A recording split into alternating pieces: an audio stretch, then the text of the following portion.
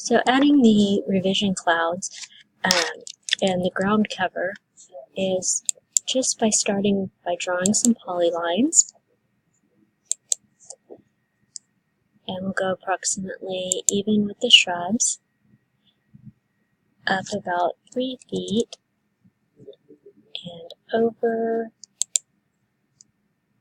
up, and close. Do one more. Hit enter to repeat the command, P line, and close. To make these into revision cloud symbols, let's draw revision cloud, and I'm going to do object. So O for object, select our object. We do not want to reverse the direction, and hit enter again, and enter, and that completes your command. Now we want to do the hatch that will give these different symbols. So the first one that I used, I'm going to go over here and match the properties so I can show you exactly what that is. Okay, so we have ANSI 38 with a scale of 50. And I'm going to go over here and select the object and hit enter.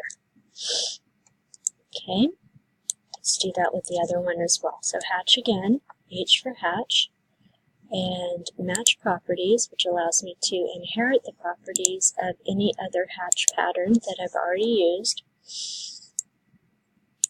And select the object. And there's one more right here. And select the object. So you'll notice that our example has some of the same ground cover in front of both of the hedges. And this hedge is a little too close to the edge to add that in. So I'm going to pick those up and move them over about 1 foot. And do it very nice and cleanly.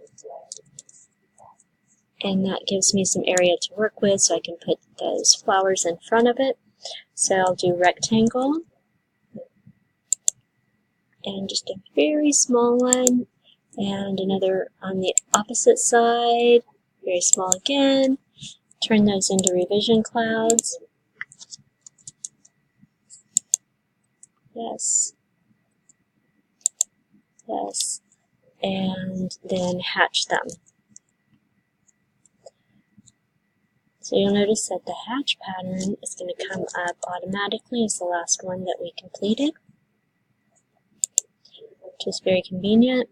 And I'll select a second object and hit enter. This was a guideline, so I'm going to erase that. And you should have something that looks pretty similar to this.